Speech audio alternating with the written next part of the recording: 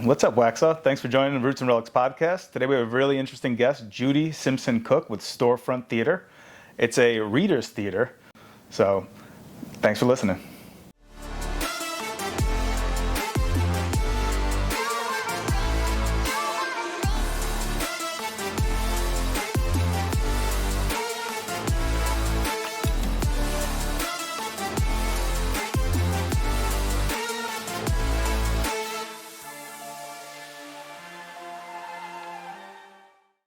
Judy Simpson Cook, thank you for joining us today. It is my pleasure. So you're with the Storefront Theatre. I am. And you are the founder. That's right. So tell us a little bit about how you got started with Storefront Theatre, a little bit about what it is. I grew up here, south of Waxhaw by about 10 miles, and moved to Charlotte after college and was there for 30 years. Involved in a lot of theater and TV and all the kinds of media things that went on. And then when my father passed away, I inherited the house that I grew up in. And we had this clever idea that we would move down and fix it up and it wouldn't cost anything. We were wrong. We were seriously wrong about that. But we did. But in all the time we were coming back and forth from Charlotte to Waxhaw, coming through town, I got the idea that I wanted to do something artistic, to start some artistic thing once I was here. And I don't really know anything but theater. Yeah. That's all I know. And I was at a reader's theater, participated in a reader's theater in Charlotte, and overheard an audience member say, I love this kind of theater because it's all in your head.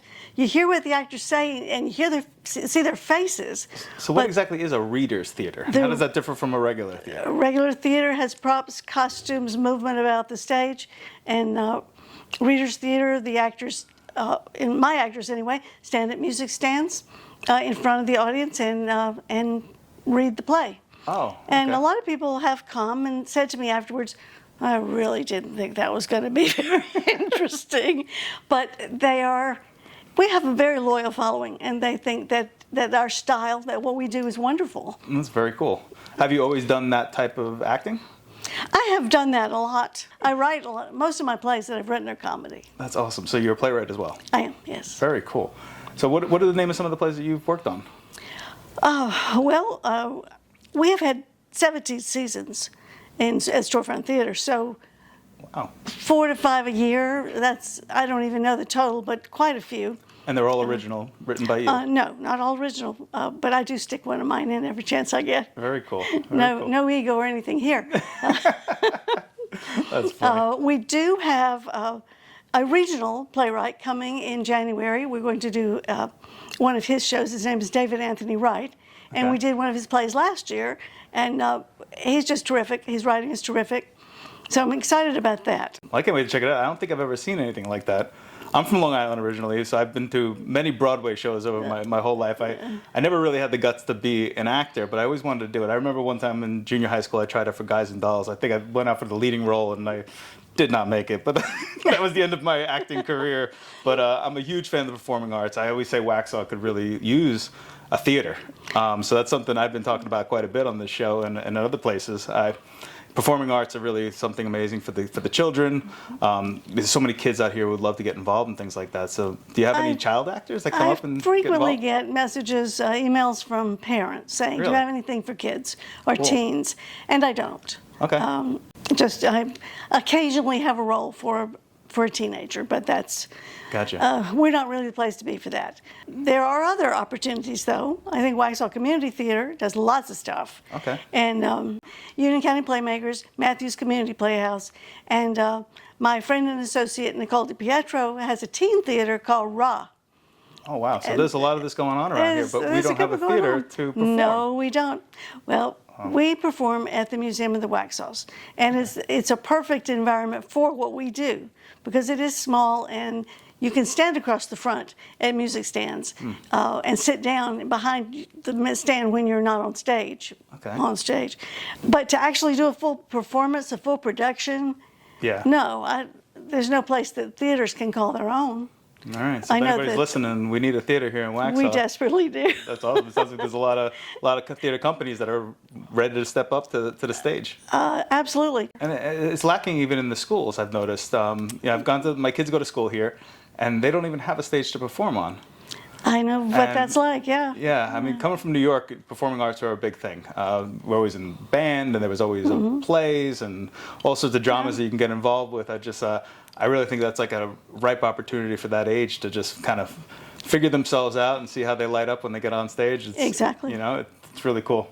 Yes, and it also teaches kids every possible thing. You can, depending on what you're doing, you can learn math, you can learn science, you can learn English and everything. It's really almost all-inclusive pursuit. And I bet it's really hard to turn on that memory part of the brain for these kids. Most of them, we don't even have to remember our own phone number anymore. It's like, you know, so now you're up there, you got to remember these lines, and it's just it's a good mind exercise, but it's also a great way to express yourself. Exactly, it surely is. Yeah, there's so many different types of theaters. Like one of my favorite shows that I saw was an off-Broadway show. It was called Slava's Snow Show. It was from Poland, and it was a silent performance. Oh, wow. And I went into it kind of thinking, like you were saying before, like, I don't know if this is going to be for me. It was one of the most unbelievable shows I've ever seen in my life. So, like, if you don't know what these different types of theaters are, there's so many different types of performances. Yeah. And like I said, there's so many different groups here in the neighborhood doing different things. Community theater, we know community theater, but Storefront does this new type of stuff. I mean, I don't know if it's new, but it's new to me for sure. Well, I think we are, we're not unique. Yeah. Other theaters do it. Okay. But I think we're unique in that is all we do. We have a full season of Readers Theater. And I don't know that there are many other theaters that do it that way. So when you said you mix in some of your stuff, like what's an example of a show you might have in one of those seasons? Well, I had a show of mine last season. Okay. Not the one we just finished, but the one before. Time just flying by, isn't it? Always. I had made a foolish promise that I would have a new play for the final show of the season. And so I began promoting, claiming that was going to happen. Okay. And as time got closer and closer, I'm like, I don't have a play. So suddenly, I guess, you know, help from on high came, and I came up with an idea and got the play finished and got it cast with wonderful, wonderful actors, and it went quite well. What was it about? It's called Old Enough to Know Better, and it's about a bunch of retired theater people Oh, okay. who have a go to the beach, to Folly Beach, my favorite beach in all the world. I love Folly Beach. They go there to have a retreat because one of the people wants to start a theater company for old people, Okay. and they're all like, "You crazy? No, thank you." That's funny. That's really cool. So was it well attended? It was well attended. We have had an interesting audience shift from big audiences, well, not big, but you know how big the Museum of the Wax space is.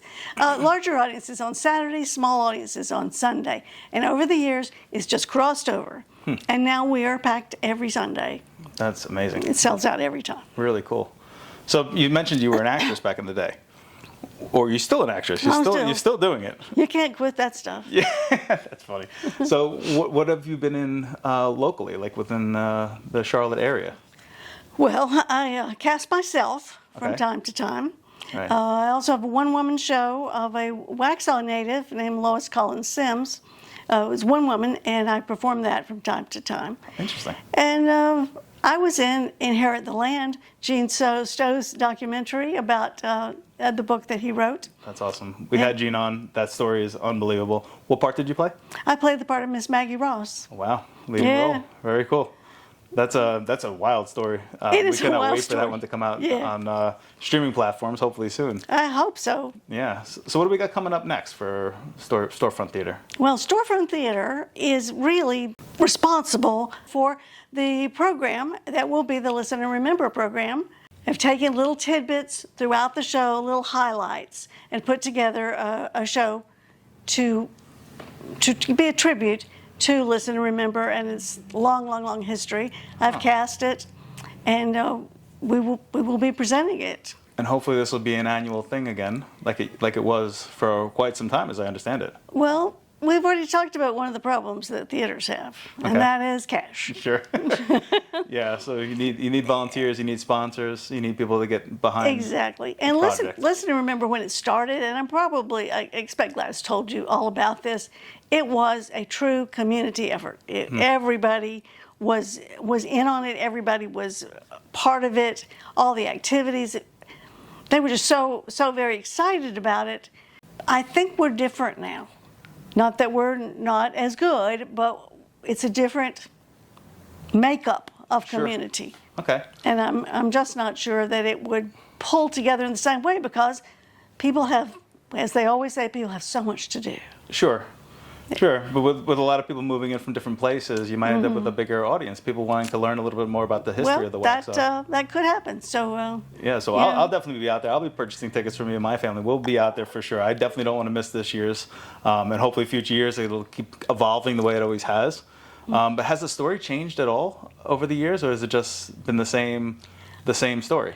I think that maybe some scenes have been put in, some scenes have been taken out, that sort of thing. Okay. But basically the story is the same. Gotcha. It is the story of the settling of this part of the world, the immigrants who came, the Scots-Irish who came here and settled the Waxhaws.